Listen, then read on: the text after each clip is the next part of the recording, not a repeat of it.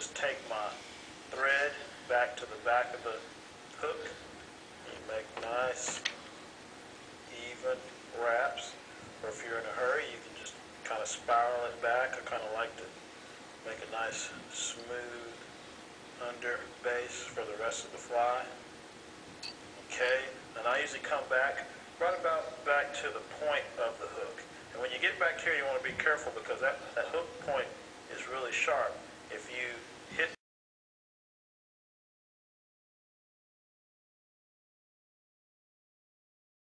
wraps going back this way to kind of just smooth out that transition where that marabou starts, then I wrap it back about where I started, above the bend of the hook.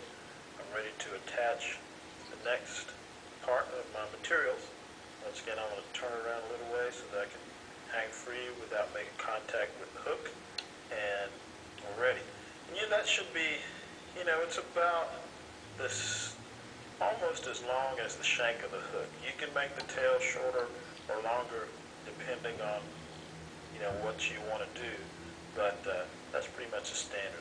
That tail's about the same length as the rest of the hook.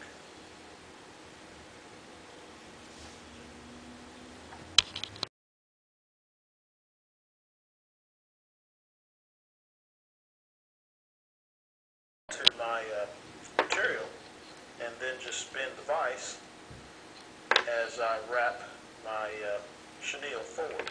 The thing is, you just want to make sure you get it nice and even, no overlaps, no gaps. Just wrap it all the way up to the front of the hook. You don't want to wrap it all the way to the eye. You do want to leave a little gap there so that you can tie all this material off and make a little head. So now I'm going to pull my thread out of the bobbin cradle, and I'm going to hold my chenille at an angle forward here, and then just capture it with a couple of wraps of the thread. Okay, and while I continue to hold it, I'm going to clip it off, being careful not to clip that thread right behind the eye of the hook. Okay, now that I've got it clipped off, I'll go ahead and make a couple of secure wraps with my thread again, just to make sure it's all locked down. So now I've got my chenille, my underbody. First step in tying this woolly bugger is we're going to match.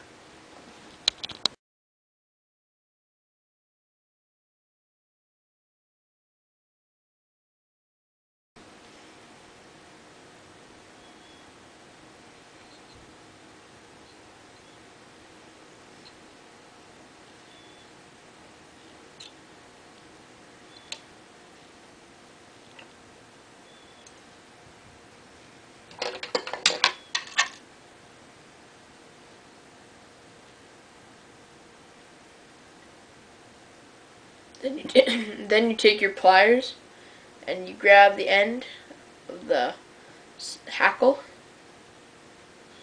and make sure your bobbin's out of the way, and then you twirl.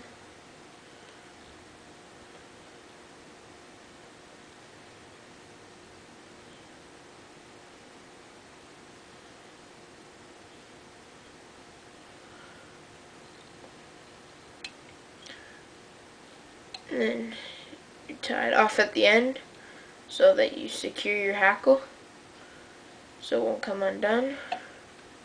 You just pull your pliers out, put a few good wraps, secure it down, and that's how you add the hackle of your woolly bugger. The head's not that important.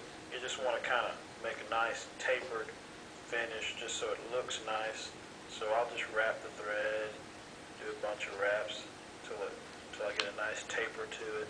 Then I get my whip finish tool.